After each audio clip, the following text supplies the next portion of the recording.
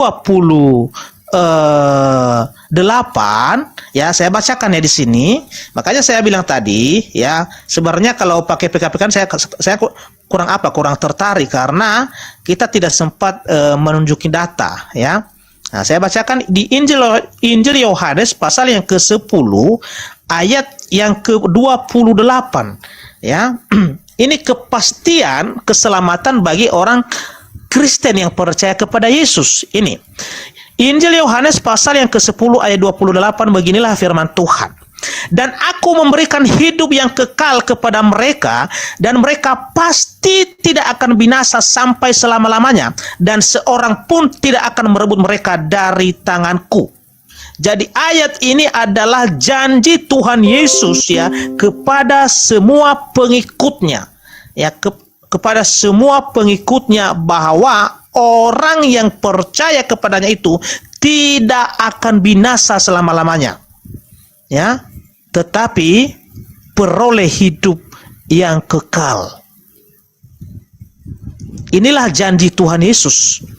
Ya, artinya tidak mudah-mudahan tetapi kepastian.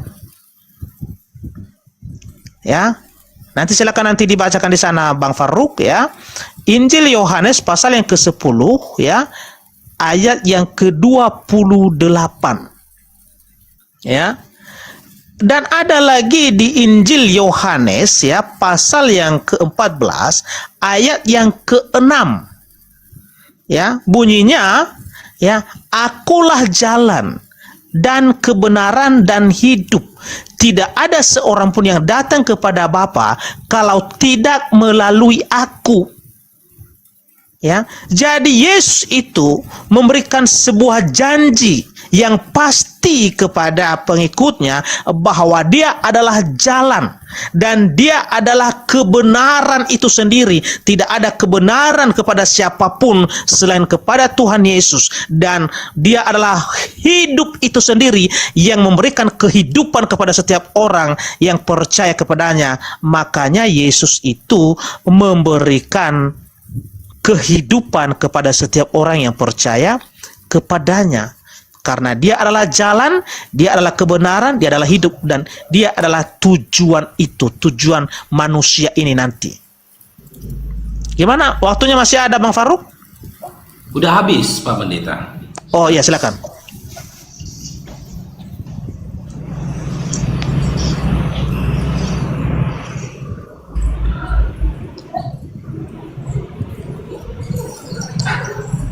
Oke, diterima Pak Pendeta. Oke, ya, di awal tadi alhamdulillah Bapak Pendeta sudah mengakui ya bahwasannya Yesus itu tidak pernah menyebut iman Kristen. Jadi sebenarnya Pak Pendeta, saya pribadi itu cukup prihatin ya dengan kondisi mental dari teman-teman Kristen. Kenapa saya prihatin dengan kondisi mental teman-teman Kristen? Karena mereka berharap sesuatu yang tidak mungkin terjadi pada diri mereka. Mereka mengharapkan keselamatan dari Yesus, sementara Yesus sendiri tidak pernah mengenal kalian, Bapak Pendeta. Dan bahkan kalau Bapak Pendeta jujur baca Bible Bapak Pendeta, berbicara tentang keselamatan, Bible kalian itu diskriminasi Pak Pendeta. Dia diskriminasi ketika memberikan keselamatan. Kenapa kau berkata begitu, Faruk? Kita buka dalam Yohanes 4 nomor 22. Ini diskriminasi.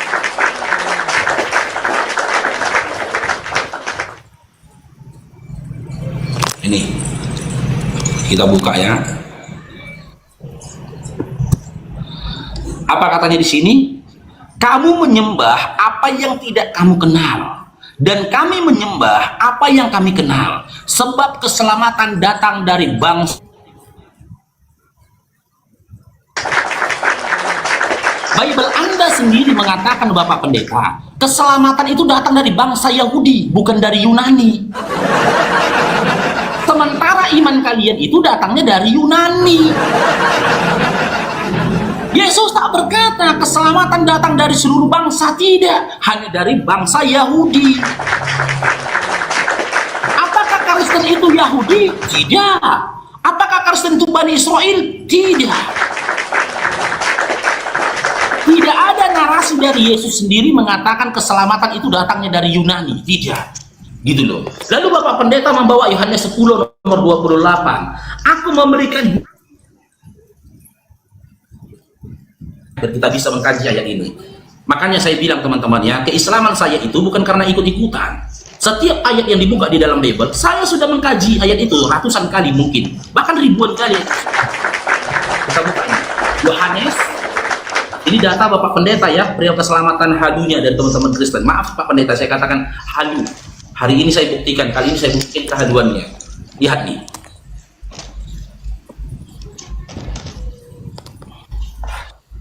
Ini data Pak Pendeta tadi.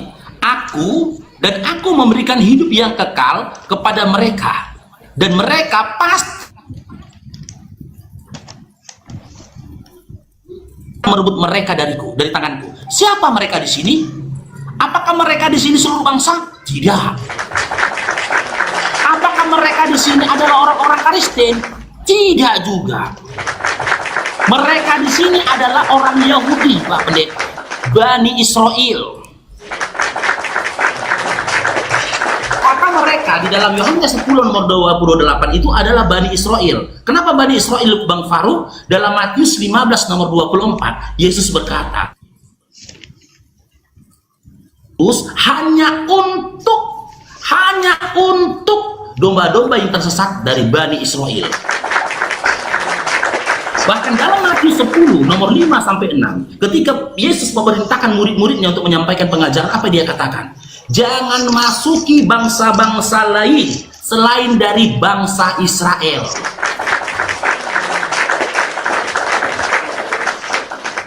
Jelas Pak Pendeta, keselamatan yang disampaikan oleh Yesus untuk Bani Israel. Bahkan Yesus sendiri pun minta keselamatan kepada Tuhannya. Itu buktinya bahwasanya kalian itu, maaf Pak Pendeta, adalah orang-orang yang halu. Gitu loh. Ini kita kasih ayatnya ya.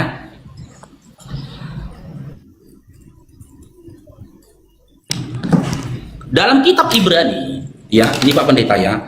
Ibrani 5 ya, dari nomor 4 sampai dengan nomor 7, Yesus berdoa meminta keselamatan. Karena kesolehannya dia diberikan keselamatan. Yesus minta keselamatan dia kepada Allah Bapa. Kristen minta keselamatan kepada Yesus. Lalu Yesus, di keselamatan dia dapat dari Allah Bapa diberikannya kepada Bani Israel. Pertanyaannya Bapak Pendeta, oke silakan. Waktunya sudah habis Bang Faruk. Syukran abangku, Bang Angkel, barakallahu fikum, jazakumullah khair.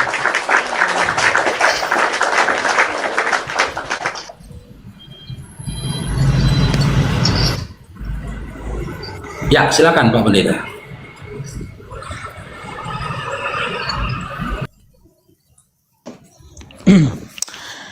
Iya, baik teman-teman. Sayang sekali ya kalau kita ini berdiskusi dengan orang-orang yang tidak tahu caranya berdiskusi. Ya, salah satunya adalah Bang Faruk ini. Ya, jadi yang kita bahas tadi adalah tema keselamatan. Ya.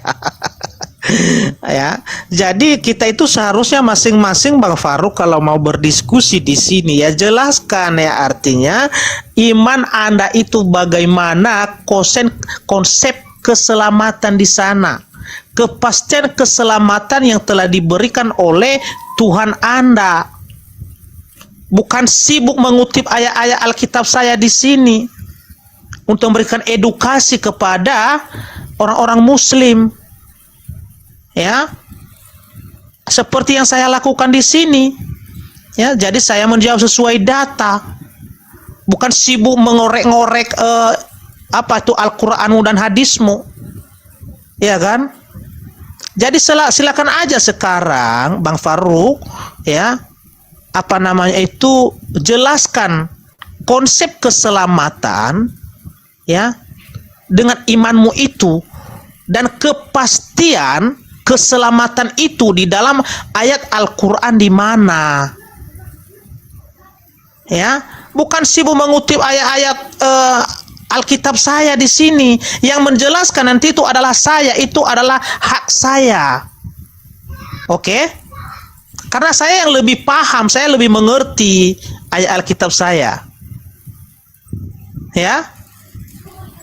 Nah, jadi sekarang ya, pertanyaan saya itu sama Bang Faruk, ya, di mana di dalam ayat Al-Qur'an bahwa tertulis bahwa Islam itu ya dipastikan masuk surga.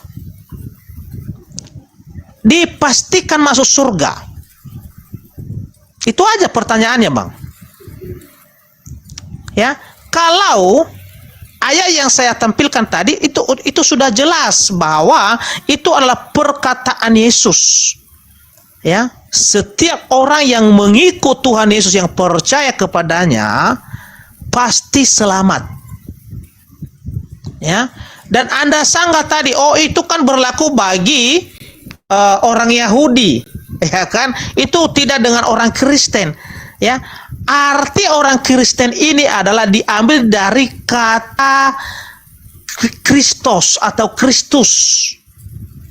Artinya pengikut Kristus. Jadi arti orang Kristen itu adalah pengikut Kristus. Kalau soal ya itu berlaku hanya bagi orang Yahudi, ya, itu makanya Bang Faruk baca ayat-ayat yang lain. Baca Injil Matius pasal yang ke-28 ayat yang ke-19. Pergilah, jadikanlah semua bangsa muridku, ya, baptislah mereka dalam nama Bapa, Putra dan Roh Kudus. Itu untuk bangsa-bangsa yang lain, ya. Kisah Para Rasul pasal 1, ya, bahwa pemberitaan keselamatan itu, kabar keselamatan itu dimulaikan dari Yerusalem dan sampai ke ujung-ujung bumi. Itu ayatnya jelas itu, ya. Dan Injil Yohanes yang saya kutip tadi di pasal 1 ayat yang ke-29 itu, ya, bahwa anak domba Allah yang menghapus dosa dunia. Apakah yang penghuni dunia ini hanya orang Israel? Itu pertanyaannya. Jadi argumen narasimu itu, Bang Faruk, itu sudah batal semua, ya. Oke, saya masih ada waktunya. Oke, ini yang saya bilang tadi bahwa saya nggak mau pakai PKP, kan pakai waktu sebenarnya karena tidak sempat menunjuki data, ya. Ya udah habis waktunya itu.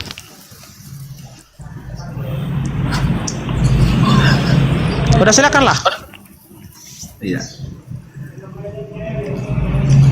Sebentar, kita tunggu waktunya Pak Pendeta ya. Pak Pendeta jangan grogi Pak Pendeta. Santai aja, rileks aja kita Pak Pendeta ya. Nggak usah grogi Pak Pendetanya ya.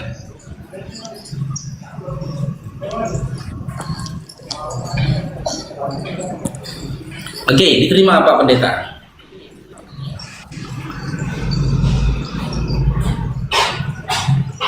Oke. Pak Pendeta, saya minta ke Pak Pendeta sekali lagi, jangan grogi, rileks aja Pak Pendeta. Gitu. Kalau Bapak menguasai materinya, menguasai datanya, harusnya Bapak Pendeta itu juga nggak seperti ini, grogi, ngomong pun terpotong-potong, terbata-bata. Karena Faruk yang Anda hadapi ini, dulu ketika Kristen masih kelas jemaat loh, saya nggak pernah sekolah STT. Anda kalau nggak salah S1 atau S2 STT, harusnya Anda lebih mumpuni soal data ketika diskusi sama saya yang dulu Kristen yang hanya kelas jemaat saja. Oke, Pak Pendeta, kita diskusi itu Pak Pendeta maju ke depan, jangan mundur ke belakang. Di awal narasi tadi, waktu prolog, saya sudah menjelaskan konsep keselamatan di dalam Islam.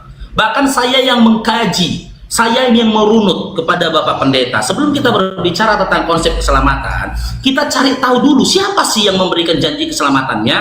Kepada siapa janji keselamatan itu diberikan? Sebelum orang yang mengharapkan selamat ini, ya, sebelum orang yang mengharapkan selamat ini mendapatkan selamat, pastikan dulu apakah orang yang mengharapkan keselamatan ini dikenali oleh sosok yang memberikan selamat. Saya sudah berikan kepada Anda data tadi, berangkat dari Ali Imran ayat 19, di mana Allah sendiri memberikan nama iman kami itu Islam. Lalu berangkat lagi dari Ali Imran ayat 85, di mana Allah mengatakan di kolong bumi ini ditolak din selain daripada Islam. Al-Maidah ayat 3, din Islam kami ini sudah disempurnakan. Konsep masuk ke dalam Islam lagi, ke dalam surga lagi begitu mudah. Surah Fussilat ayat 30, innalladzina qalu rabbunallah. Kan lengkap datanya. Yang jelas konsep keselamatan di dalam Islam yang begitu jelas, penuh dengan data yang kuat, itu tak mampu Bapak Pendeta untuk menggugatnya. Sementara ketika teman-teman Kristen berbicara tentang konsep keselamatan, ya, kesannya seperti mimpi di siang bolong Bapak Pendeta. Seperti mimpi di siang bolong. Karena apa? Yesus gak pernah berjanji apapun kepada iman Kristen. Yesus tidak pernah berjanji apapun kepada orang-orang yang menuhankannya. Yesus tidak pernah berjanji apapun kepada orang-orang yang menyembah kepadanya. Bahkan ketika kita baca di dalam Bible, Matius 7 nomor 22-23, orang-orang yang memanggil Yesus Tuhan, orang-orang yang bernubuat dengan nama Yesus, orang-orang bermukjizat dengan nama Yesus, itu diusir oleh Yesus. Dikatakan Yesus si pembuat kejahatan, endahlah kau daripadaku, sekalian pembuat kejahatan. Dilengkapi dengan 2 Yohanes 1 nomor 7, di mana Yesus berkata, ciri-ciri dari si penyesat yang datang dari seluruh negeri itu ialah mereka yang tidak percaya kalau aku manusia, kata Yesus. Dan perihal Anda katakan tadi, apakah seluruh manusia di muka bumi ini adalah Bani Israel? Tidak. Akan tetapi Bapak Pendeta harus belajar historikalnya sebelum Yesus itu diutus. Pada masa itu, ketika runtuhnya Bait Allah yang dihancurkan oleh orang-orang pada masa itu, seluruh Bani Israel itu terpecah. Mereka tidak hanya tinggal di Nazaret dan juga Galilea. Mereka tidak hanya mendiami tanah Palestina pada saat itu. Mereka pergi ke penjuru-penjuru negeri. Nah, domba-domba dari Bani Israel itu tadilah yang mau dikumpulkan oleh Yesus. Disampaikan Yesus keselamatannya. Nih aku datang nih kepada kalian Bani Israel ya. Tapi Bani Israel, di negeri manapun kau datang, kau pergi, di sudut bumi manapun, di bangsa manapun kau sembunyi, kau pergi. Ini aku nih datang nih Yesus nih. Tapi hanya untuk siapa? Bani Israel. Terus Bapak Pendeta bawa Matius 28 nomor 9, itu sudah basi Bapak Pendeta. Matius 15:24, aku diutus hanya untuk domba-domba tersesat dari Bani Israel. Dia gunakan perumpamaan domba bagi orang-orang Bani Israel. Dalam Matius 28 nomor 19, apakah Yesus berkata, pergi, jadikanlah semua bangsa domba-dombaku? Benar? Tidak. Yesus tak berkata, jadikanlah semua bangsa domba-dombaku. Yang kedua, perihal tentang murid, tidak ada murid-murid dari Yesus di luar dari Bani Israel. Tidak ada Pak Pendeta. Makanya saya bilang, ketika teman-teman Kristen berbicara tentang konsep keselamatan dalam imannya, kami mendengarkannya seperti isapan jempol belaka. Buktikan hari ini saya Faruk Sianipar yang tahun 2012 kemarin mualaf adalah seorang pendusta. Dengan cara Bapak Pendeta sampaikan kepadaku. Sebut satu ayat di mana dalam Bible di mana dikatakan, aku dan Bapak memberikan keselamatan bagi seluruh manusia. Itu dulu.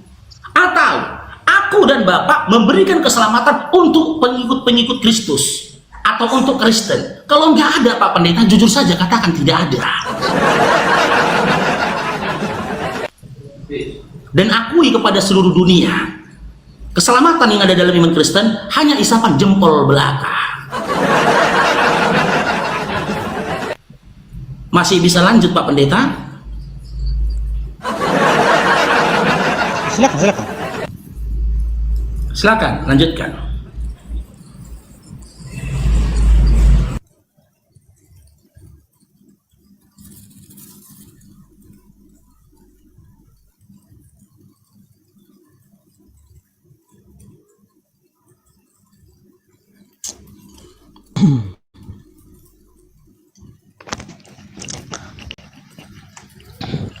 Iya, baik. Iya, waktunya ya udah. Ya, pertanyaan ya saya itu ya lebih tertarik ya artinya memberikan jawaban kepada setiap penanya ya. Nah, jadi pertanyaan dari Bang Faruk tadi, di mana Yesus berkata ya bahwa Yesus dan Bapa memberikan keselamatan kepada semua orang. Itu kan pertanyaan Bang Faruk? Iya bukan? Jawab aja Bang Faruk. Bapak dan Yesus. Oh ya, Bapa dan Yesus. Oke. Ya. Di mana ayatnya itu ya? Saya buka datanya ya.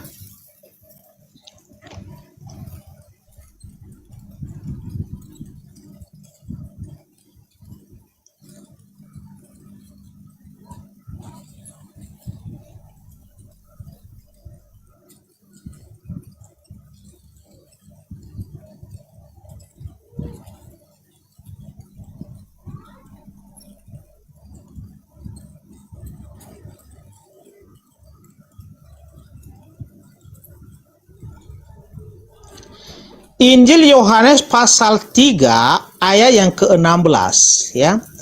Karena begitu besar kasih Allah akan dunia ini ya, sehingga ia telah mengaruniakan anaknya yang tunggal supaya setiap orang yang percaya kepadanya tidak binasa melainkan beroleh hidup yang kekal. Ya. Jadi ayat ini menyatakan bahwa Allah ya mengasihi dunia ini dan memberikan anaknya yang tunggal agar semua manusia peroleh yang namanya keselamatan. Jadi siapa anaknya di sini? Adalah Yesus Kristus. Ya. Nah, jadi kita lanjut ke ayat 17. Ya ini, sebab Allah mengutus anaknya ke dalam dunia bukan untuk menghakimi dunia, melainkan untuk menyelamatkan oleh Dia. Oke? Nah, barang siapa percaya kepadanya, ia tidak akan dihukum. Barang siapa tidak percaya, ia telah di bawah hukuman sebab tidak percaya dalam nama anak tunggal Allah. Ya. Jadi jelas ya bahwa Allah itu ya yang memberikan keselamatan kepada manusia melalui anaknya, melalui Yesus. Ya. Makanya kalau kita kembali tadi di mana itu di Injil Yohanes 1 ayat 29 itu.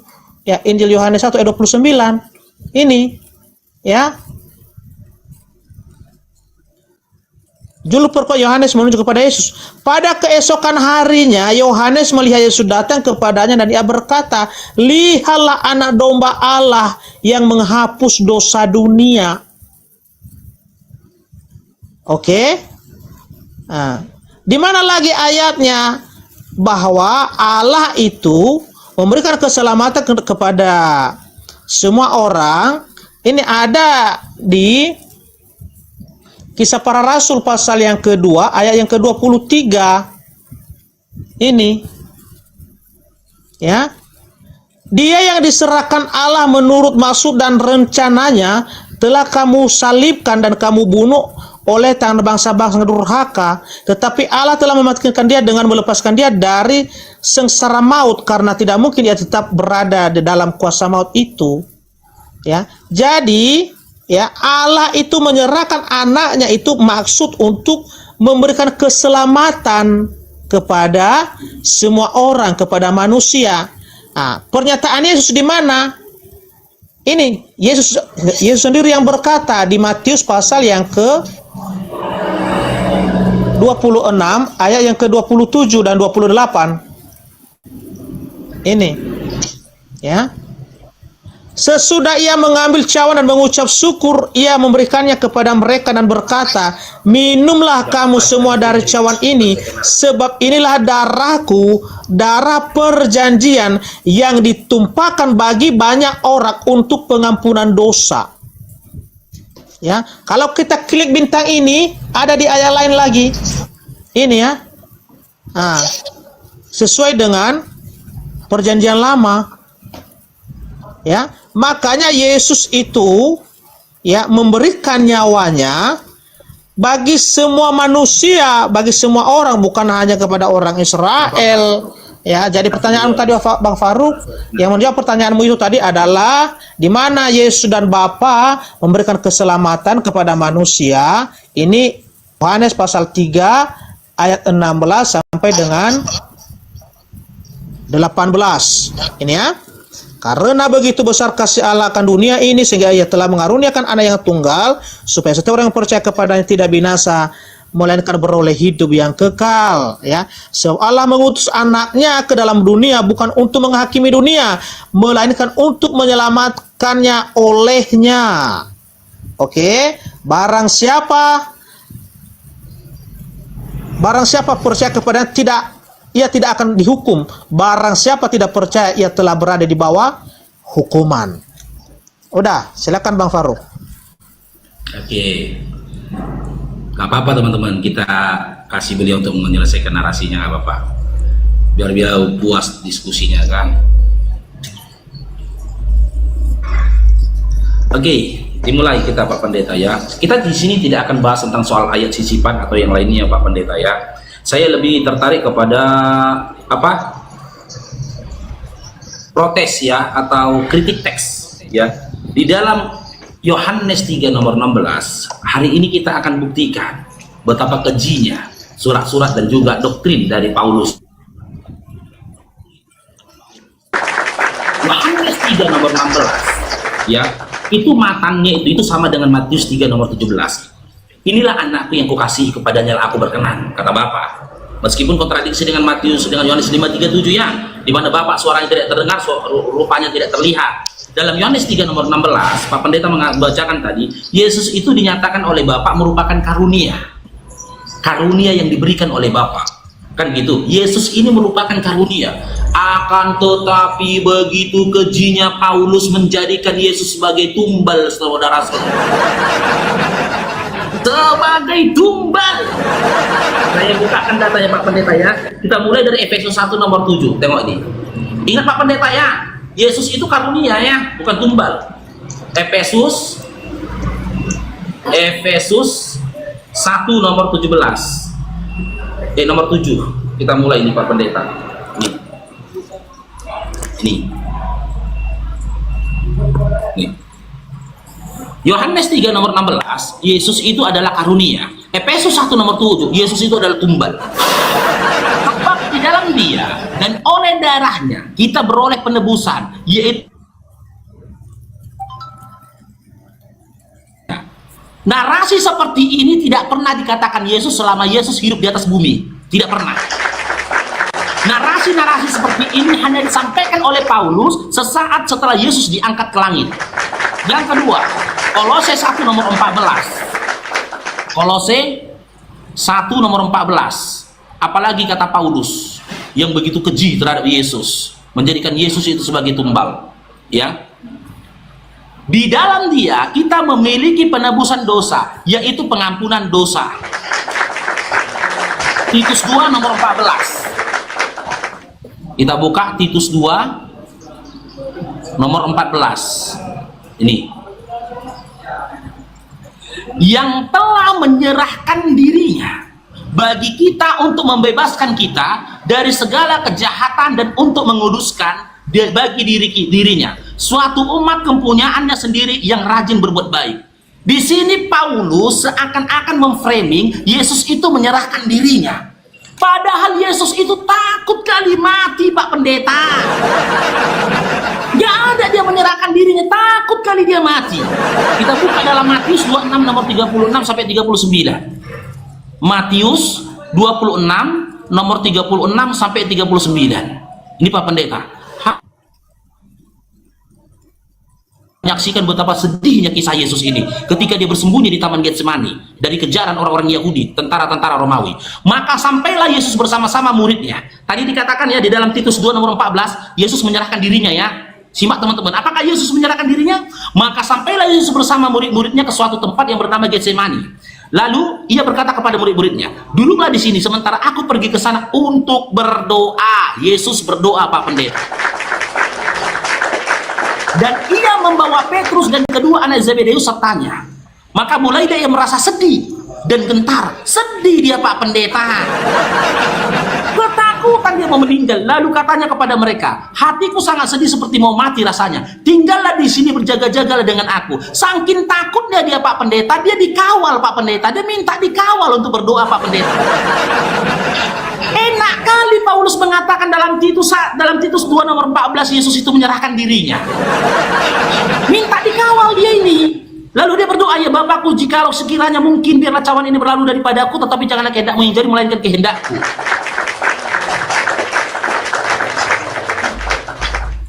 Pak Pendeta belum menjawab pertanyaan saya, Bapak Pendeta.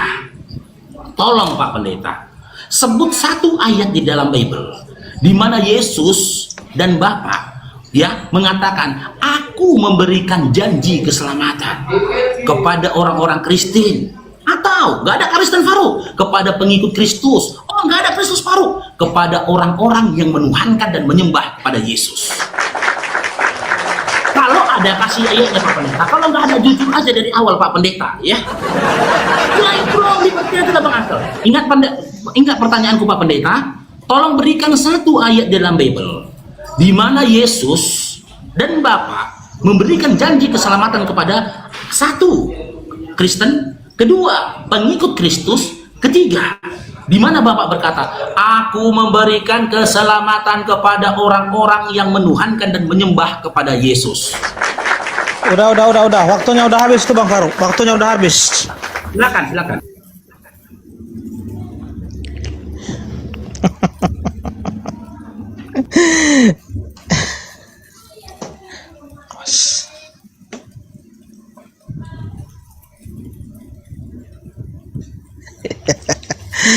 Ya, baik teman-teman ya. Ketika Bang Faruk tadi ya mengutip Efesus 1 ayat yang ke-7 ya. Saya buka datanya ya. Efesus 1 ayat yang ke-7, si Faruk tadi mengatakan bahwa tidak pernah ada keluar dari perkataan Tuhan Yesus hal yang seperti ini, tetapi ini adalah perkataan dari Paulus ya. Mari kita buktikan teman-teman bahwa pantaslah si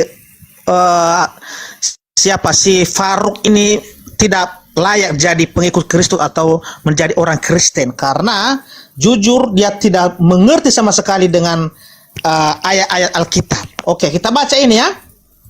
Ini Efesus pasal 1 ayat ke-7, sebab di dalam dia dan oleh darahnya kita beroleh penebusan, yaitu pengampunan dosa menurut kekayaan kasih karunia-Nya. Ya. Ini kalau kita baca, udah saya baca tadi ini ya, Matius pasal yang ke-26 ya. Ayat 27 ini jelas-jelas di sini ini yang dikutip oleh Rasul Paulus. Ya, pernyataan Yesus. Sesudah itu ia mengambil cawan, mengucap syukur, lalu memberikannya kepada mereka dan berkata, minumlah kamu semua dari cawan ini, sebab inilah darahku, darah Yesus, darah perjanjian yang ditumpahkan bagi banyak orang untuk pengampunan dosa. Ya. Oke, diulangi lagi oleh Tuhan Yesus perkataan yang sama. Di mana itu? Di Injil Matius pasal yang ke-20 ya, ayat 28. Ya, ini. Oke. Ini perkataan Yesus. Sebab seperti Anak Manusia datang bukan untuk dilayani, melainkan untuk melayani dan untuk memberikan nyawanya menjadi tebusan bagi banyak orang. Ya. Jadi belajar lagi kau Faruk untuk memahami ayat-ayat Alkitab ini. Ya, karena kau itu jelas-jelas tersesat di sini. Begitu banyak di sini pernyataan Tuhan Yesus bahwa Dia adalah memberikan darahnya, memberikan nyawanya untuk penebusan dosa. Jadi ayat-ayat ini ada di perjanjian lama nubuatannya dan telah tergenapi. Itu yang saya kutip dari awal tadi. Ada di Yesaya pasal 53 ayat yang ke-10. Ya.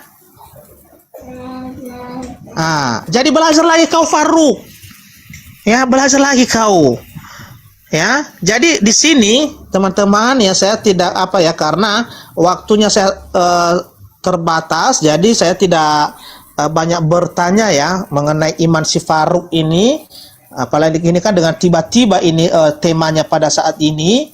Ya, artinya saya belum mempersiapkan pertanyaan itu karena saya itu tidak terlalu sibuk ya dengan ajaran-ajaran Islam, tetapi saya lebih fokus ya dengan ajaran kekristenan ya. Jadi itu ya tadi ayat-ayat yang mendukung ya pernyataan atau tulisan dari Rasul Paulus. Itu bukan karangan Paulus Faruk, tetapi itu adalah kesaksian atau pernyataan-pernyataan Tuhan Yesus sendiri. Ya, silakan Faruk ya, dipahami ini Faruk. Oke. Jadi kau mengulangi pertanyaan di mana Bapak? Itu udah jelas itu ya. Injil Yohanes pasal yang ketiga ayat 16 sampai 18 itu sudah jelas di situ. Ada dua di sana, ada Bapa ya, oleh karena kasih karunia-Nya Dia begitu besar kasih Allah akan dunia ini sehingga menurunkan anak yang tunggal. Anak yang tunggal di sana merujuk kepada Tuhan Yesus, itu yang menyelamatkan ya. Makanya ketika Yesus pun berdoa untuk murid-murid ya di Injil Yohanes pasal yang ke-17 mulai dari ayat 1 ya, oleh karena para murid itu telah mengenal Allah ya, atau Bapa satu-satunya adalah Allah yang benar, dan mengenal Yesus yang telah diutus ke dunia menjadi manusia, menjadi sang juru selamat. Itulah yang memberikan keselamatan, kepastian keselamatan itu dia Faruk. Jadi udah jelas ayat-ayat itu ya. Ya silakan, waktunya sudah habis.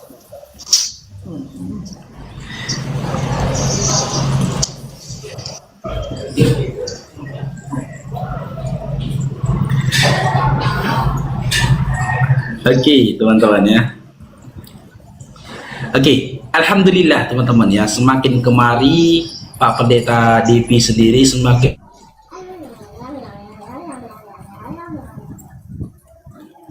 hanya mimpi dan angan-angan belaka teman-teman.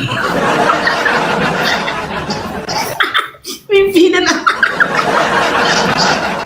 karena Pak Pendeta tak mampu untuk membuktikannya gitu loh, tak mampu memberikan datanya. Malah Bapak Pendeta ini beralih lagi tentang penyaliban dan tentang konsep penebusan dosa itu sendiri.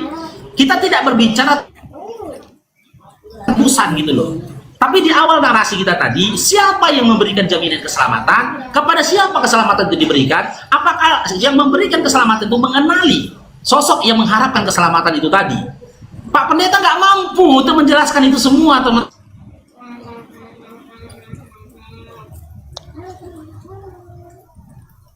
Teman-teman Kristen, ketika Bapak Pendeta ini saya minta untuk menjelaskan tentang konsep keselamatan yang diberikan oleh Allah maupun Yesus itu sendiri teman kepada iman Kristen, Bapak Pendeta tidak mampu teman-teman,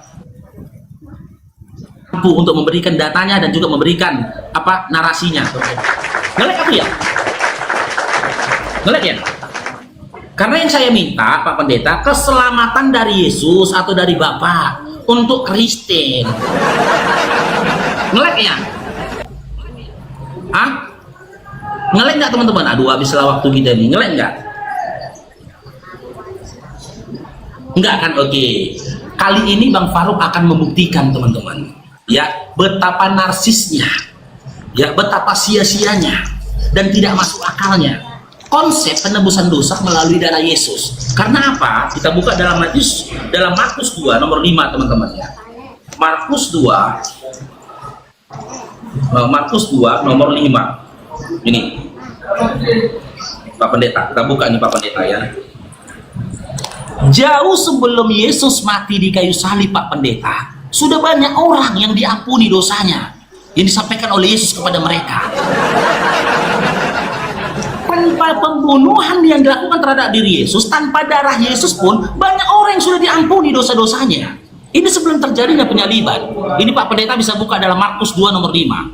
Sebelum terjadi penyaliban, ini Yesus berani berkata, ketika Yesus melihat iman mereka, berkatalah ia kepada orang lumpuh itu, "Hai anakku, dosamu sudah diampuni." Ketika Yesus berkata demikian, Yesus itu tidak menikam perutnya Pak Pendeta. Yesus pada waktu itu tidak motong lehernya, tidak menumpahkan darahnya. Tapi Yesus berani mengatakan dosamu sudah diampuni. Lantas untuk apa lagi cerita ini disampaikan Paulus perihal tentang kematian Yesus itu untuk menebus dosa manusia. Lalu dalam Matius 9, ini lagi Pak Pendeta, banyak orang yang sudah diampuni dosa-dosanya. Matius 9, ini betapa nggak masuk akalnya cerita penyaliban itu untuk mengampuni dosa. Matius 9 nomor 5 sampai 6 ini Pak Pendeta. Ini Yesus lagi yang berkata ini. Di manakah lebih mudah mengatakan dosamu sudah diampuni atau mengatakan bangunlah dan berjalanlah? Tetapi supaya kamu tahu bahwa di dunia ini anak manusia berkuasa mengampuni dosa. Anak manusia berkuasa mengampuni dosa. Narasi yang tertulis di dalam kitab Markus 2 nomor 5 dan Matius 9 nomor 5 sampai 6 ini Bapak Pendeta, ini adalah narasi perkataan Yesus yang dituliskan sebelum terjadinya penyaliban. Ketika sebelum dia disalibkan saja Pak Pendeta, dia bisa menyatakan dosa sudah diampuni. Lantas kenapa masih kalian bunuh dia? Karena memang Yesus tak pernah berkata, bahkan Bapa tidak mengatakan ketika dalam Matius 3 nomor 17, inilah anakku yang kukasihi, kalian bunuhlah dia. Inilah anak yang kukasihi, kalian salibkanlah dia supaya dia dapat menghapus dosa. Bahkan narasi dalam Yohanes 1 nomor 29, ketika Petrus mengatakan, lihatlah anak domba Allah sang penghapus dosa dunia. Perkataan Petrus tidak divalidasi oleh Yesus. Setelah itu Yesus tak berkata, benar katamu Petrus, akulah anak domba Allah yang menghapus dosa dunia. Ya, Itu ya waktunya sudah habis. Bentar dulu. Ditahan dulu waktunya Bang Faruk, karena saya mau ke kamar mandi ini bentar ya. Waduh. Tak kencing-kencing Pak Pendeta. Aduh, keras sekali ya Pak Pendeta narasi itu ya. Ya silakan Pak Pendeta. Kalau kau nggak mau begini, kalau kau nggak mau lanjut udah turun aja. Saya nggak mau dinahin di sini ya, karena saya itu ya udah terbiasa itu sering buang air kecil ya. Kalau kau kurang ajar di sini nggak mau menghargai saya, udah turun aja kau. Saya tunggu Pak Pendeta, jangan marah-marah Pak Pendeta. Enggak, mulutmu jangan itu marah. Jaga mulutmu itu ya. Jaga mulutmu ya. Enggak, saya pikir gara-gara narasi saya Pak Pendeta terkencing-kencing. Enggak, kau itu kurang ajar, kau itu kurang ajar. Loh, Ya. kok jadi marah-marah? Kan gini Pak Pendeta, kalau narasi itu terlalu keras sehingga Pak Pendeta terkencing-kencing, ya saya minta maaf gitu loh. Saya pikir karena narasi saya terlalu keras, Pak Pendeta terkencing-kencing. Ya udah kencing aja dulu Pak Pendeta pergi. Pak Pendeta, udah silakan Pak Pendeta kencing. Kita tungguin di sini. Gak enak juga kita kan Bang, gara-gara kita terkencing-kencing jadinya dia kan. Loh, kok pergi dia Pak Pendeta? Alasannya kau mau kabur.